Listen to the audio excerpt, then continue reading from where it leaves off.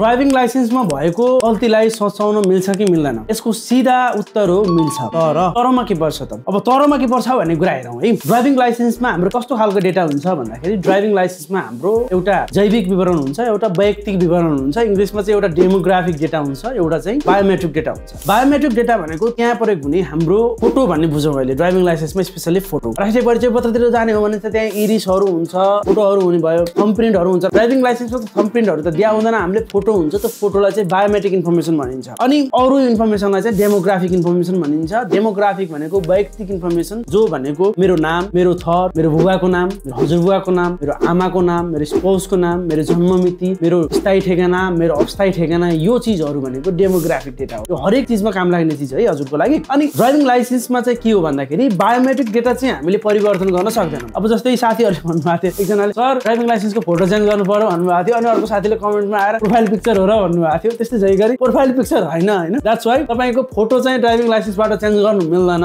Until and unless एक्सिडेन्टमा पर्यो कोही मान्छे, अथवा उसले अनुहार नै केही मेडिकल्ली ट्रान्सफर्म भयो उसको भन्छ, त्यस्तो अवस्थामा चाहिँ मिल्छ। फेरि तर नर्मल चिजहरूको लागि या म झ्याउला यार फोटो चेन्ज गर्छु भनेर चाहिँ पाइएन। तर डेमोग्राफिक डेटा चाहिँ तपाईँको नागरिकता अनुसार बिग्रेको छ भने तपाईँले सच्याउन पाउनुहुन्छ। आफ्नो नाम, बुवाको नाम अथवा फोन नम्बरहरू रिप्लेस गर्नुपर्ने छ भने त्यस्तो अवस्थामा तपाईँले ड्राइभिङ लाइसेन्सको डेटाहरू परिवर्तन गर्न सक्नुहुन्छ, अपडेट गर्न सक्नुहुन्छ। यो ड्राइभिङ लाइसेन्सको डेटा अपडेट गर्नको लागि हजुरले जुन यातायात व्यवस्था कार्यालयबाट आफ्नो ड्राइभिङ लाइसेन्स इस्यु भएको ती यातायात व्यवस्था कार्यालयमा गएर निवेदन दिनुपर्ने हुन्छ। त्यसपछि उहाँहरूले तपाईँको डेटालाई सच्याइदिनुहुन्छ। कोही कोहीले चाहिँ सच्याइदिएनन् भन्नुहुन्छ। अब नसच्याइदिने नगर्ने भन्ने चिज चाहिँ फेरि त्यो फरक चिज हो। त्यो कार्यालयले कसरी हेर्छ, त्यहाँको कर्मचारीहरूले गरिदिने नगरिदिने उहाँको कुरा हो। तर नमिल्ने कि मिल्ने भन्ने कुरा चाहिँ हामी डिस्कस गर्न सक्छौँ। त्यो चाहिँ मिल्छ, मजासँग तपाईँले गर्न सक्नुहुन्छ। तर तपाईँ कहाँ जानु भएन, तपाईँको ड्राइभिङ लाइसेन्स चाहिँ काठमाडौँमा इस्यु भएको छ, तिनको नाममा पोखरा आएर चाहिँ मेरो सच्याइदिनुहोस् भन्न मिलेन अहिलेको लागि। गर्दिन त मिल्छ उहाँले चाहने हो भने, तर अहिले गर्नुहुन्न, त्यो पनि मिलेन हामीले भन्न नि। तर जहाँबाट ड्राइभिङ लाइसेन्स इस्यु भएको त्यहाँ गएर तपाईँले सजिलैसँग आफ्नो डेटाहरू चेन्ज गर्न सक्नुहुन्छ। तर त्यसको लागि चाहिँ रिफरेन्स के चाहियो? नागरिकता चाहियो। नागरिकताको आधारमा उसले सच्याउने हो नि त। नाम बिग्रेको छ, बिग्रेको चिज सच्याउने हो हैन, त्यो चिज भयो। यो सँगै तपाईँसँग नेपालको अथवा कुनै पनि देशको ड्राइभिङ लाइसेन्स छ भने त्यो ड्राइभिङ लाइसेन्सलाई ट्रान्सलेट गरेर